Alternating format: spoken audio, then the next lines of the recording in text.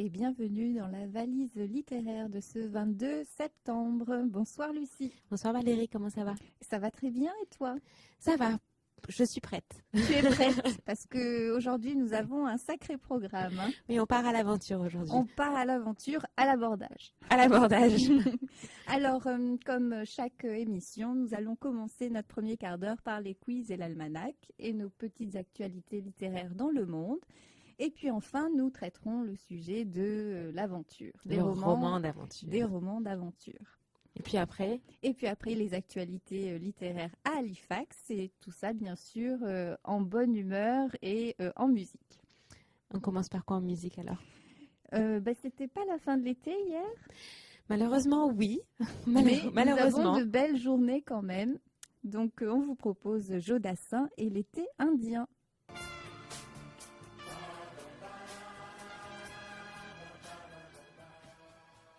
Et nous venons d'écouter Joe Dassin et l'été indien. Lucie, Valérie, es-tu prête pour le grand moment du quiz? C'est bon, je pense que je suis prête. Parce qu'il y a vengeance de la semaine passée. La semaine passée, c'était un petit peu trop classique, je pense.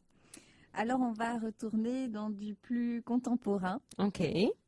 Qui a écrit Le Horla? Maupassant, Flaubert ou Zola?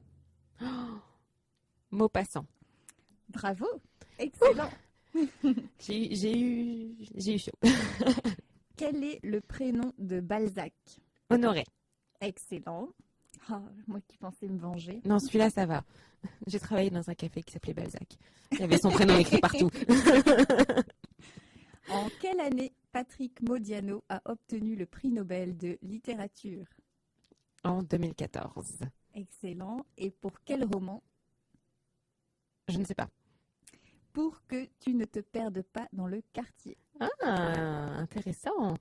Je pensais que c'était pour l'ensemble de son œuvre. Donc, je savais pas. Pour ce livre en particulier, il a obtenu le prix Nobel de littérature en 2014. Et on en parlera davantage la semaine prochaine puisque notre émission sera dédiée à Patrick Modiano. Bah écoute, je me suis pas trop mal sortie pour ta vengeance. Oui, je suis un peu déçue.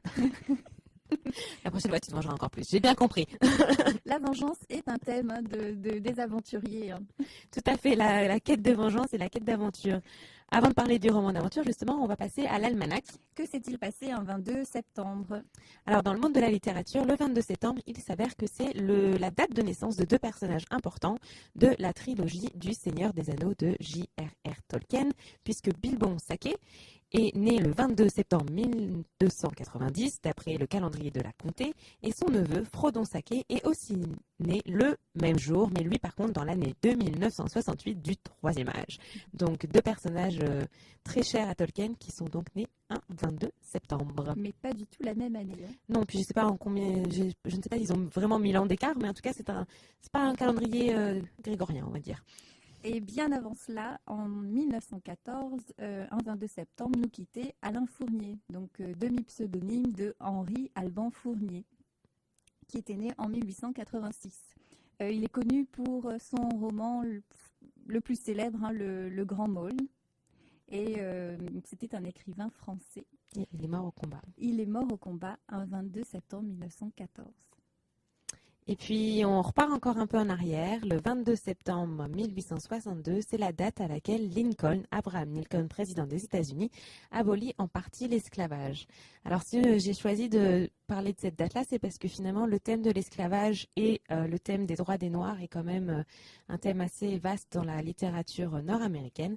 Donc, il était important de mentionner que le 22 septembre 1862, Lincoln abolissait en partie l'esclavage, pas complètement, puisque il n'a pas réussi à avoir une majorité suffisante au Congrès pour inscrire l'abolition de l'esclavage comme un interdit dans...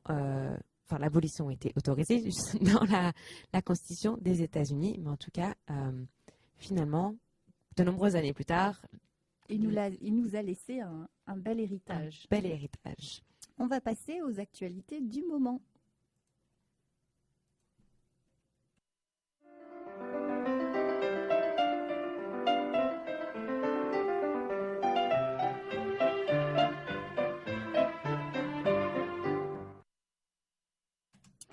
Et est-ce que nous parlons bien français?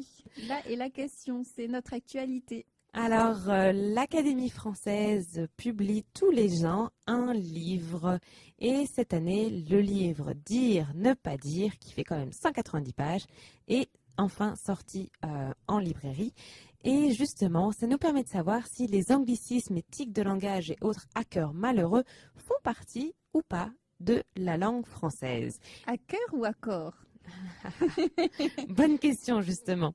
Et donc, la préface de ce livre a été faite par Yves Pouliquin, qui est médecin et académicien, et qui résume ce voyage à travers ce livre comme une incursion plus raisonnée, plus profonde dans la langue française, mais aussi plus ludique. Et si vous voulez vous rendre sur le site internet du monde.fr, il y a un petit quiz pour savoir si oui ou non vous maîtrisez la langue française. J'ai eu un 4 sur 7. C'est la moyenne, mais j'aurais pu faire mieux. Je crois que Valérie a fait mieux que moi. 5 sur 7, oui. Donc on retrouve le livre qui s'appelle Dire, ne pas dire aux éditions Philippe Rey. Quoi d'autre pour les fautes d'orthographe? Eh bien, si vraiment vous ne voulez pas faire d'autres fautes d'orthographe et que vous avez besoin de moyens techniques pour vous souvenir l'orthographe de certains mots, il faut absolument lire 99 dessins pour ne plus faire de fautes. C'est un best-seller déjà vendu à 20 000 exemplaires en France et imaginé par Sandrine Campez. Cette jeune auteure qui s'était fait connaître en publiant OrthoTweet, ainsi qu'une enquête sur le service du courrier présidentiel, continue à déshabiller les mots pour mieux nous les expliquer à l'aide de dessins humoristiques. Donc Sandrine Campez nous propose des moyens techniques pour se rappeler de l'orthographe de certains mots, notamment les différents accents de la langue française qui posent souvent problème, accent circonflexe, aigu, grave. Est-ce qu'il sert à quelque chose cet accent d'ailleurs? Donc c'est aux éditions Poche.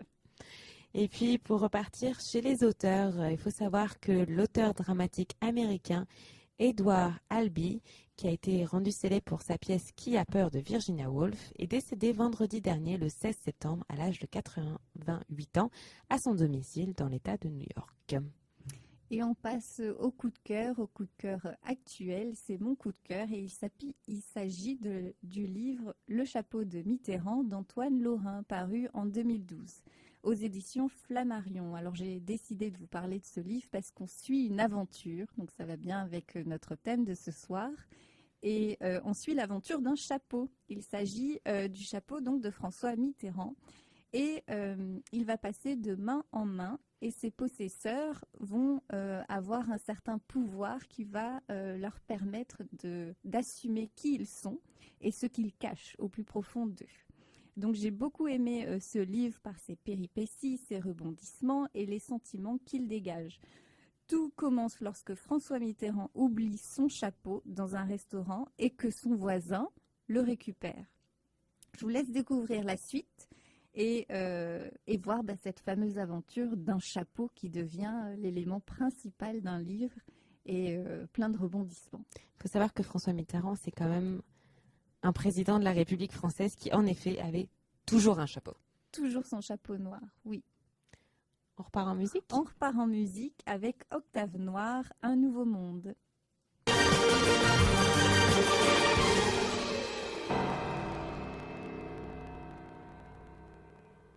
We say yes. Yes, yes. Oui, 98.5 FM, the French radio of Halifax.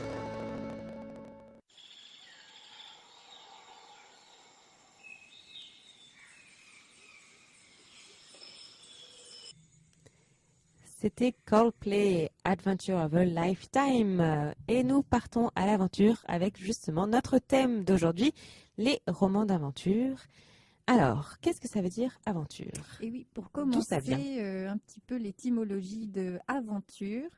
Aventure vient du latin adventura, ce qui signifie ce qui doit arriver, provenant également du participe futur de advenir, c'est-à-dire arriver, se produire.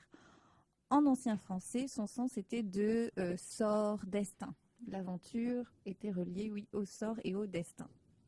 Donc, le roman d'aventure projette le lecteur dans un univers différent du sien. Il provoque le dépaysement à travers la diversité des lieux. Les rebondissements sont en général très nombreux. Les obstacles rencontrés obligent le héros à faire preuve d'audace et de courage, de force et de ruse. Alors, le roman d'aventure, ça commence mal, a connu un succès considérable au milieu du 19e siècle et au début du 20e siècle. Il a été illustré à travers la plupart des pays occidentaux par des auteurs aussi connus que Robert Louis Stevenson, Jack London, Emilio Salgari ou encore Jules Verne. La jeunesse de cette époque a été fortement marquée par cette littérature et plus tard, on trouve une seconde génération d'auteurs qui tentera de faire connaître à de nombreuses personnes ce genre de littérature. En France, on connaît des écrivains comme Jacques Rivière, André Malraux ou encore Blaise Cendrars qui tenteront de donner au roman d'aventure ses lettres de noblesse.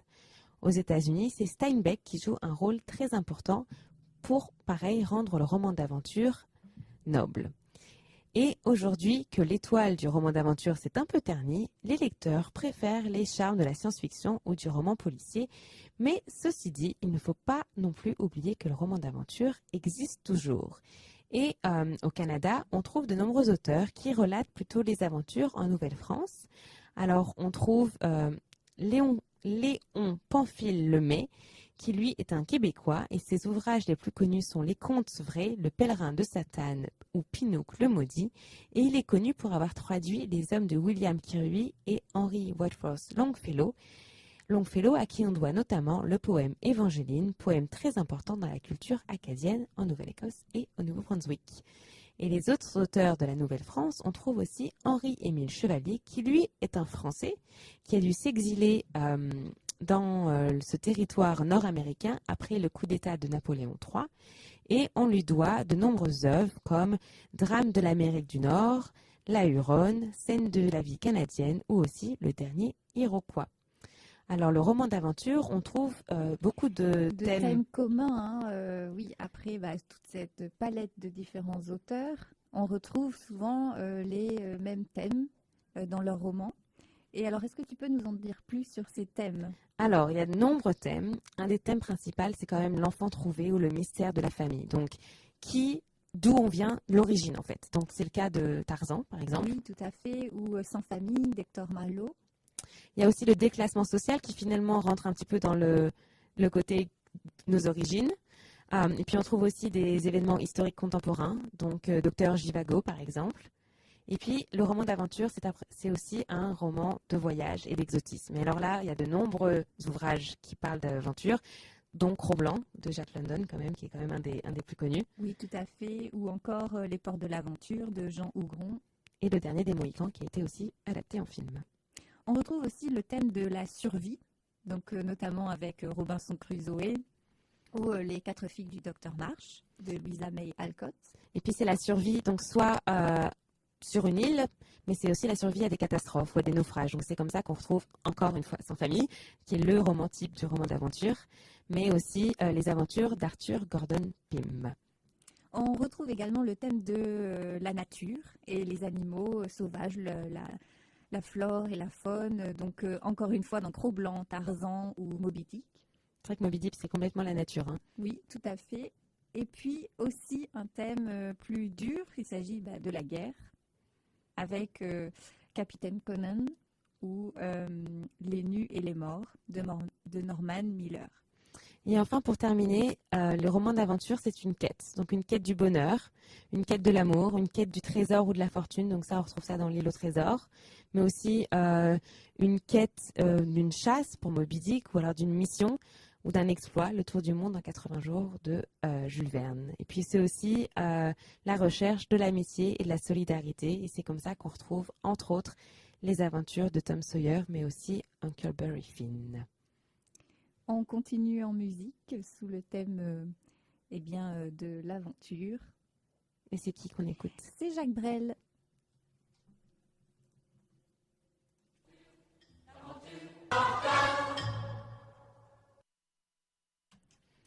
Jacques Brel, l'aventure. Et on repart à l'aventure avec une œuvre particulière que Valérie va nous présenter. Et oui, après avoir parlé de tous les thèmes communs des romans d'aventure, nous avons décidé de vous parler du roman d'aventure par excellence. Et il s'agit de L'île au trésor, donc de Treasure Island de Robert Louis Stevenson. Et je m'en lasserai jamais d'en parler. C'est le livre qui ne quittera jamais ma bibliothèque. Est-ce que tu l'as amené avec toi? Oui, je l'ai sur moi, Bon, toujours. ben voilà. Non, c'était pas vrai. Alors oui, après avoir fait un petit sondage auprès de mes amis pour savoir quelle avait été la lecture lorsqu'ils étaient adolescents ou enfants en milieu scolaire qu'ils avaient préféré, la plupart du temps c'était L'île au trésor. Alors on va voir pourquoi. Alors, qui est Robert Louis Stevenson? Alors oui, quelques mots sur l'auteur. Donc il est né le 13 novembre 1850 à Édimbourg et il est décédé le 3 décembre 1894. Il est donc un écrivain écossais et il s'agissait d'un très grand voyageur. Il a d'ailleurs passé un petit peu de temps dans les Cévennes en France. Donc quelques mots sur L'île au trésor. Ça a été écrit en 1883 et il s'agit de son plus grand succès. Il est dédié à son beau-fils Lloyd Osbourne, qui lui inspira l'idée de l'île, de ses mystères et de son trésor. Et on peut faire un peu un lien entre le personnage principal de L'île au trésor et son beau-fils. Donc il commence son livre par une dédicace à son beau-fils et également un petit message pour l'acheteur hésitant. Peux-tu nous lire cette dédicace? À l'acheteur hésitant. Si des marins, les contes et refrains, tempêtes, aventures, par chaleur ou par froidure, goélettes, îles et marins abandonnés, corsaires et trésors cachés, si tout ancien roman, redite dans le style d'autrefois, peut plaire encore aux jeunes gens instruits de nos jours, comme il me plaisait jadis, eh bien soit, écoutez. Sinon, si la jeunesse studieuse oublie ses goûts d'autrefois, Kingston, Ballantyne le brave, Cooper des flots et des bois, ainsi soit-il. Et s'il le faut, mes pirates et moi, bientôt nous partagerons leur tombeau. Et qu'est-ce que j'aimerais partager le tombeau d'un pirate? Si ça ressemble à Jack Sparrow, ok, ça me va. Alors on retrouve dans ce roman tous les thèmes dont on a parlé précédemment. Donc voilà pourquoi nous avons choisi de vous présenter ce livre aujourd'hui. Et donc ça en fait un roman exceptionnellement complet. Nous avons l'enfant, la mer, le navire, la carte, la fameuse carte de l'île et du trésor. Et cette carte apparaît juste après la dédicace dans le roman. Donc c'est l'ouverture de l'histoire. On l'a sous les yeux, cette fameuse carte. On a également les pirates. Et on pourrait d'ailleurs dédier une émission entière sur le sujet des pirates, puisqu'ils ont eux-mêmes leur organisation secrète, leurs propres règles, et c'est un sujet infini. Et derrière une prochaine émission. Pourquoi pas, oui. Derrière leur nonchalance, il y a vraiment tout un code des règles qu'ils respectent. Et cette fameuse marque noire, on va en parler un petit peu plus tard, qui est le début du roman de L'île au trésor. Alors, petit résumé de L'île au trésor. Donc, on a le jeune Jim Hawkins, qui est le fils du gérant de l'auberge l'amiral Benbow. Donc un jour, un vieux loup de mer nommé Billy Bones débarque à l'auberge et s'y installe. Jim est tout à la fois fasciné et terrifié par ce marin colérique, violent et ivrogne, d'autant qu'une obscure menace semble planer sur ce dernier. La menace se précise lorsque Pew, un pirate aveugle, donne à Billy Bones la fameuse marque noire, qui est annonciatrice d'une mort prochaine. Et c'est dans le monde des pirates, dès qu'on donne la marque noire, c'est vraiment le phénomène qui va provoquer la mort. Alors que les heures de Billy Bones sont comptées, il meurt foudroyé par une crise d'apoplexie, tandis qu'au même moment, le père de Jim meurt d'une grave maladie. Donc Jim et sa mère se retrouvent seuls dans l'auberge et ils fouillent le corps de Billy Bones et découvrent la clé du coffre que le pirate gardait jalousement caché dans sa chambre. Et en ouvrant le coffre du pirate, il découvre un petit sac d'or et un paquet que Jim emporte avec lui par curiosité. Et entre autres, il y a quelques babioles qui appartiennent à Bones. Jim donc s'empare du paquet et sa mère s'empare de la somme d'argent que devait Billy Bones parce que Payer ses dettes. oui, il n'avait pas payé durant tout son séjour. Et en compagnie donc Jim du docteur Lucey et l'un de ses amis, il décide d'ouvrir le paquet de Bones et il découvre une fameuse carte au trésor. Et il se lance alors dans une fabuleuse aventure pour trouver ce fameux trésor. Donc on va sur un navire, l'Hispaniola, et donc il y a plusieurs affrontements entre les pirates qui soi-disant on peut leur faire confiance et puis finalement on se rend compte que non. Enfin, beaucoup de vengeance, ce sont des traîtres quoi, et ils veulent tous obtenir le fameux trésor de Billy Bones. trésor, oui. Donc je vous invite vraiment à lire ce livre si vous ne l'avez pas lu, et pour vous donner un avant-goût, je vous propose de lire Linky Pete. Donc je cite, c'est sur les instances de monsieur le chevalier Trelawney, du docteur Lucey et de tous ces messieurs en général que je me suis décidé à mettre par écrit tout ce que je sais concernant l'île au trésor, depuis A à Z, sans rien excepter que la position de l'île, et cela uniquement parce qu'il s'y trouve toujours une partie du trésor. Je prends donc la plume en cet an de grâce 1700 et commence mon récit à l'époque où mon père tenait l'auberge de l'amiral Benbow, en ce jour où le vieux marin au visage basané et balafré d'un coup de sabre vint prendre gîte sous notre toit. Donc on a reconnu le fameux narrateur Jim, et ça donne vraiment un avant-goût cette suite. On a envie de savoir comment va être trouvé le trésor et par qui et par quels moyens, quels affrontements, quels rebondissements, quelles péripéties. Ça donne vraiment envie. Enfin, il ne nous donne pas non plus la réponse de où est le trésor. Hein. Ça reste il un a bien secret envie de le garder pour lui. Bien gardé, oui. Et on ne sait pas également l'année exacte, 1700, et on ne sait pas l'année exacte.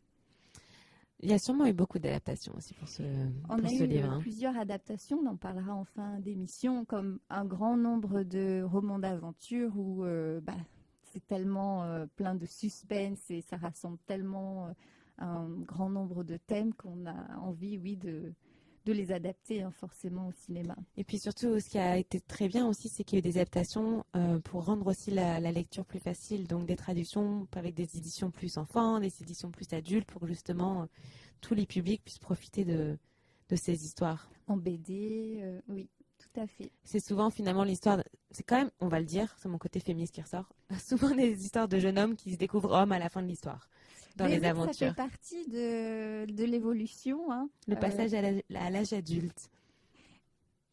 Petit bilan justement sur les romans d'aventure. Alors, au fil des siècles, le roman d'aventure s'est pourvu de différentes caractéristiques qui le distinguent quand même très bien d'autres romans populaires comme le roman policier, le récit fantastique, la science-fiction ou le roman sentimental. Alors, dans les romans d'aventure, on a parlé des thèmes qu'on pouvait retrouver, mais on retrouve aussi beaucoup d'exotisme. Donc, souvent, les romans d'aventure ne se passent pas dans le pays dans lequel l'auteur écrit, mais ça se passe souvent dans des pays peu connus, soit complètement inconnus, soit au contraire qui viennent juste d'être découvrir, ce qui rajoute aussi un petit peu à l'exotisme et à l'inconnu et à l'envie de découverte. Donc c'est le cas par exemple dans les œuvres de Jules Verne où il part carrément à la découverte des fonds marins ou même de d'autres pays. Et puis également la construction du récit. Tout à fait. On retrouve souvent le même schéma narratif, une situation initiale, des péripéties, le coup de maître qui relance l'intrigue et puis la situation finale. Là, c'est vraiment la construction du récit, ça marque une caractéristique très très forte du roman d'aventure. L'auteur cherche à tenir son lecteur en haleine, utilisant souvent le suspense et provoquant une succession d'intrigues où le hasard est au rendez-vous et joue un rôle très très important. Le dénouement, donc cette fameuse situation finale, est la plupart du temps heureuse, et même si elle peut se retrouver en demi-teinte, on voit souvent le triomphe du héros. Donc c'est assez marquant du roman d'aventure. Et puis comme ce que tu disais, c'est qu'en général, ce qui peut être fatigant pour le lecteur, c'est qu'en fait le héros se repose jamais dans un roman d'aventure. Quand tu penses qu'il a réussi à combattre le grand chef de l'étape numéro 3, et ben il se retrouve qu'à l'étape numéro 4, il a encore une aventure qui lui tombe dessus, et c'est vrai que ça s'arrête pas en fait jusqu'au dénouement final où où là, ça y est, il a enfin réussi à atteindre son objectif. Mais c'est le reflet de ce qui est en train de vivre le lecteur, hein, parce que le lecteur vit toutes ses aventures au travers du héros et ça donne, oui, un peu de piment à notre vie, hein. C'est complètement haletant. Puis enfin, le héros donne au roman d'aventure justement sa caractéristique essentielle, parce que c'est ce qu'on disait, il est souvent sans lien familial. Donc dans le cas de L'île au trésor, il a un lien familial qui est sa mère, mais sa figure paternelle est décédée au début du récit, ce qui enclenche l'aventure justement. Et puis parfois le héros est quand même un petit peu asocial, ce qui le rend en fait très important pour le lecteur, puisque c'est le seul lien qu'il a finalement avec cette aventure. Donc le héros est le fil conducteur du récit, parce que c'est lui qui subit les épreuves, c'est lui qui reçoit de l'aide quand il y a besoin, et c'est lui qui remporte la victoire finale malgré les nombreux obstacles et malgré les nombreux ennemis qui s'opposent à son action.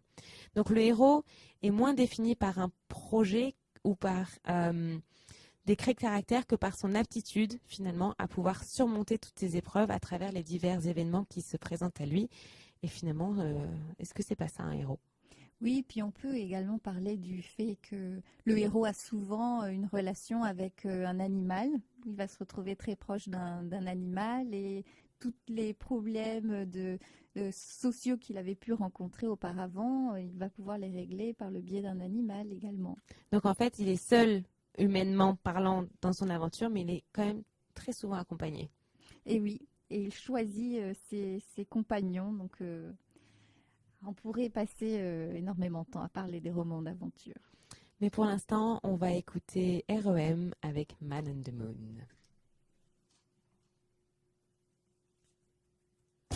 Oui, 98.5 FM, le rendez-vous de la francophonie.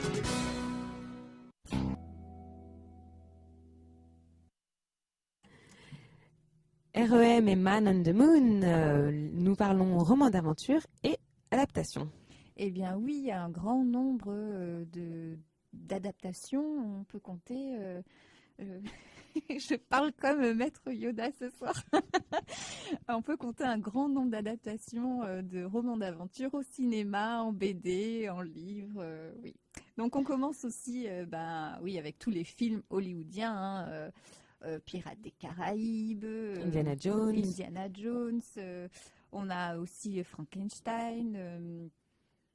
Mais aussi du roman Au nom de la rose, adaptation de Jean-Jacques Hano, un grand nombre d'adaptations de Sherlock Holmes. Ah oui, Sherlock Holmes, pour le coup, il a été adapté, multiplié. Il y a des séries télévision, il y a des personnages de bande dessinée. Enfin, le marketing de Sherlock Holmes a vraiment très très bien été fait. Série, oui. Enfin, on a aussi Voyage au centre de la Terre, donc tous les romans de Jules Verne, on retrouve au cinéma. On ne pourrait pas citer tous les réalisateurs et tout. Parce qu'il y a souvent eu plusieurs adaptations aussi de la même œuvre. Donc, Alors, si on se reconcentre un petit peu sur L'île au trésor, hein, j'y tiens. L'île au trésor. On voit deux adaptations en 1950 par Byron Askin et en 2012 par Steve Barron. Donc, on a deux adaptations. Aussi, on parlait de Tarzan début d'émission quand on discutait sur les différents thèmes. On a le livre de la jungle en 2016 par Jon Favreau. Oui, qui a été mis en place, qui a été fait en 3D / animation réelle. Enfin, toute la nouvelle technologie fait que les romans d'aventure sont aussi des bons scripts pour des nouvelles adaptations. Et puis également Cro-Blanc. Ça, Cro-Blanc. Oui, de Jack London. Donc, on en a parlé également tout à l'heure et on a un grand nombre d'adaptations. C'était aussi en dessin animé. Il nous a fait... Moi, personnellement, Cro-Blanc, il m'a fait pleurer. Hein. Toi, tu parlais de L'île au trésor, qui était ton œuvre marquante de tes romans d'aventure. Moi, pour le coup, c'est Cro-Blanc. Ah oui? Ah oui, c'est, je sais pas, l'appel du Grand Nord, alors que c'est vraiment une très mauvaise idée. Mais pour le coup, moi, c'était Cro-Blanc. Ouais, chaleur, ok. Et trésor, carte, grande aventure, ouais. Comme quoi. Chacun ses goûts, mais ça reste du roman d'aventure. Oui, tout à fait. Avec des héros et on vit à travers eux, ça donne une autre motivation, je trouve. Ainsi se clôture notre session sur les romans d'aventure. Vous êtes bien dans l'émission La Valise littéraire et on va maintenant parler des actualités littéraires qui se passent à Halifax. Alors, on commence par les activités dans les bibliothèques de la municipalité. Lucie, peux-tu nous en dire un peu plus? Alors, il faut savoir que la ville d'Halifax, vous le savez sûrement d'ailleurs, il y a énormément d'universités et les universités se sont mis en partenariat avec les bibliothèques publiques municipales de la ville pour mettre en place des cours gratuits. Et donc, le premier cours gratuit commence demain. Donc, c'est le vendredi 23 septembre et c'est une conférence par le docteur Chris Fern et c'est présenté par l'Université du Mont-Saint-Vincent. Et c'est sur la littérature pendant la Révolution industrielle, le calme avant la tempête en Grande-Bretagne.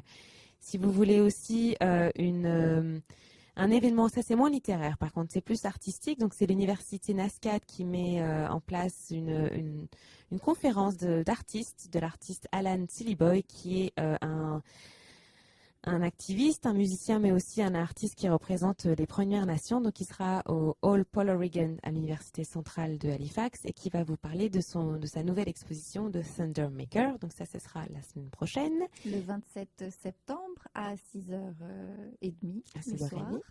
Et puis il y a l'Université du Mont-Saint-Vincent qui, elle, fait une conférence sur le sport, donc plutôt l'histoire du soccer, du football au Brésil et à quel point tout est lié entre la société, la transition entre un état d'esclavage à un état au contraire qui a aboli l'esclavage mais avec une mixité sociale et raciale très importante. Et ça sera présenté avec donc l'Université St. Mary's et le docteur Rosanna Barbosa. Et ça sera le 28 septembre. Et puis ensuite, je vais vous parler club de lecture. Donc pour finir dans les activités de la bibliothèque, là cette fois-ci c'est la bibliothèque Woodlawn et c'est le club de lecture sur le livre Go Set a Watchman, donc en français Va et poste une sentinelle, qui est la suite / le premier livre en fait de Harper Lee, qui est très connu pour son livre Ne tirez pas sur l'oiseau moqueur, prix qui avait reçu le prix Pulitzer de la fiction. Et puis quoi d'autre comme club de lecture en ce moment? On a un club de lecture la semaine prochaine également à l'Alliance française avec Patrick Modiano. On en parlait donc au début de l'émission pour que tu ne te perdes pas dans le quartier, donc ce fameux prix Nobel littérature en 2014. Et puis il y a aussi la librairie Woozle qui se trouve sur la rue Birmingham à Halifax qui propose ce soir d'ailleurs un club de lecture pour le livre Symptom of Being Human, un livre de Jeff Garvin. Donc pas mal d'activités littéraires ou même sociales dans les bibliothèques, donc un bon moyen pour rencontrer du monde et puis de discuter littérature et art. Ah oui, moi j'attends avec impatience de pouvoir discuter de Modiano pour que tu ne te perdes pas dans le quartier, un livre qui m'a complètement perdue. Dans le quartier. Dans le quartier. Elle était trop facile celle-là. Ça sera à partir de 7h la semaine prochaine. Et ça donne vraiment envie d'en parler de vive voix avec des personnes qui ont lu le livre et de partager face à à toutes ces interrogations. Je vous invite vraiment à lire et venir discuter de ce livre-là. Et puis pour finir, on a quelques citations. On commence par Alain Fournier. Toujours autour de l'aventure, Alain Fournier dans Les Grands Molles nous disait peut-être quand nous mourrons, peut-être la mort seule nous donnera la clé et la suite et la fin de cette aventure manquée. Donc cet extrait de Le Grand Môle Miracle, édition 1986. On continue avec une citation de Winston Churchill. Winston Churchill, Premier ministre britannique, qui nous dit « L'écriture est une aventure. Au début c'est un jeu, puis c'est une amante, ensuite c'est un maître et ça devient un tyran. » Et enfin, une citation tirée des Désorientés de Amin Malouf. Au nom du progrès, de la justice, de la liberté, de la nation ou de la religion, on ne cesse de nous embarquer dans des aventures qui se terminent en naufrage. Pas mal ça comme aventure. Oui. Amin Malouf qui est aussi académicien, donc pareil pour revenir aux actualités qu'on vous a présentées au début de l'émission. Sur le livre de l'Académie française sur le bien parler français, chose que je ne fais pas très bien ce soir. Mais non, tu t'en sors bien, on s'en sort tous bien. Et Amin Malouf qui est académicien depuis pas si longtemps et je pense qu'il sera sûrement l'objet d'une de nos prochaines émissions. Et des académiciens en général, on pourrait dédier une émission sur ce thème-là. Il faut en profiter avant qu'ils nous quittent tous. Enfin, il faut dire que les académiciens ne sont pas réputés pour être très jeunes. Et d'ailleurs, on pourrait parler de nos futurs bouquins. Un jour, on sera académicienne. On peut rêver. On vous propose d'écouter une dernière musique ce soir. Il s'agit de Walk the Moon, Shut Up and Dance with Me.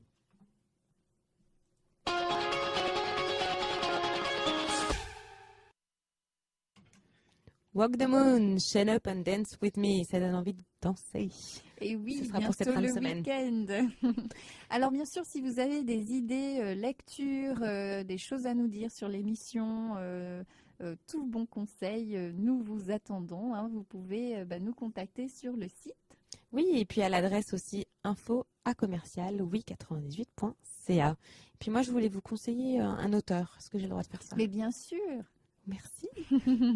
C'est l'auteur Tonino Benakista qui a écrit plusieurs romans, dont Malavita. Alors, si on parlait de roman d'aventure, là, c'est plutôt un roman policier / d'aventure / une famille mafieuse du New Jersey qui devient protégée par le programme de témoins. Oh merde, mince, je perds mes mots. De protection des témoins. Protection peut-être des témoins, merci Valérie. Qui finit dans un petit village de France, au fin fond de la campagne. Et c'est assez marrant de voir la différence de style de vie entre le luxe et la débauche de la mafia d'origine italienne dans le New Jersey et une petite ville rurale de campagne en France. Donc, on où tout les se passe change bien. de milieu. On les change complètement de milieu et ils reprennent une autre identité. Et j'entends Zola qui se retourne dans sa tombe en disant « Mais non, chaque caractère, chaque personnage doit être associé à un seul et même lieu et ne doit pas changer. Le lieu reflète le caractère d'une personne. » Sur Tu cette l'entends citation pas de Zola, je l'entends là. C'est la fin de cette émission. Merci de nous avoir suivis. Merci Valérie. Merci Lucie. On se voit donc la semaine prochaine pour une prochaine valise littéraire et on vous dit à vos lectures.